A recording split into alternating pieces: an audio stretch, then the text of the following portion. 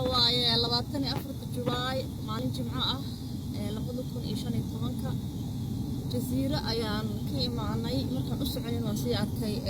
ووح آدان ويابي والسقد والأكترتان لاميجا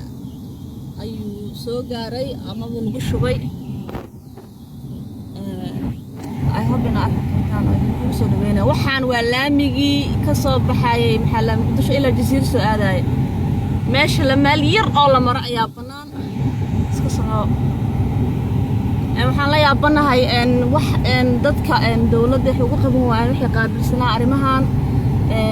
waxa kale la sii yaabanahay dadka intay soo qaadeen soo fogeeyeen misane intaan qashin la eg jidka ku shuwad arki doontaan dariiq uu xirmi doonaa meel yar runtii aad u yar oo la maro ayay maaragtay banaan urka ka soo baxay qiyaas ma lahan qiiq waad aragtaan laamigi weynaa waay hadaba ka sheekeeya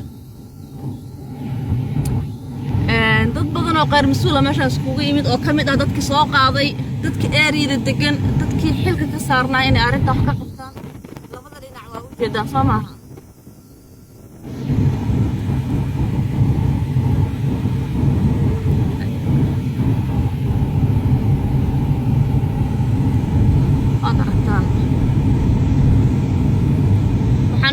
dawladda inay si degdeg ah run ahaantii ayagoo fiirnaa dhinaca caafimaadka dhinaca quruxda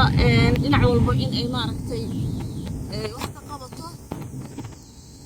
sababtoo ah inay si qadartan soo maaha laamigii caddaa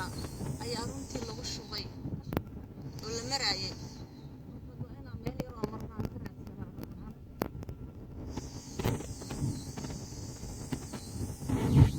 very upset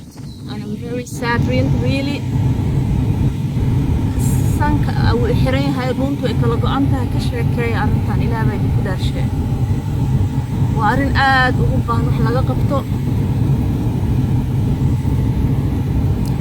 haddaan wax laga qaban kole dhaawac badan mugdi baad aragtaan soo maaha waxa meelaan ku socon xataa ma naqaano dad baa waxa u maleeyay dadka xaafadaha deganaa ayaa iska oo maaragtay si ay u helaan adis meelay maraan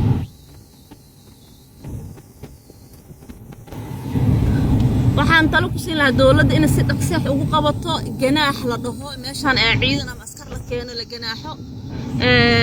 dadkii qafkii qashin lagu ku soo shubo gawaaridana laga qaado at least 2 week laga haayo baabuurtooda Soomaali sidaas un bay wax ku fahantaa maaragtay Assalaamu calaykum wa rahmatullahi wa barakaatuh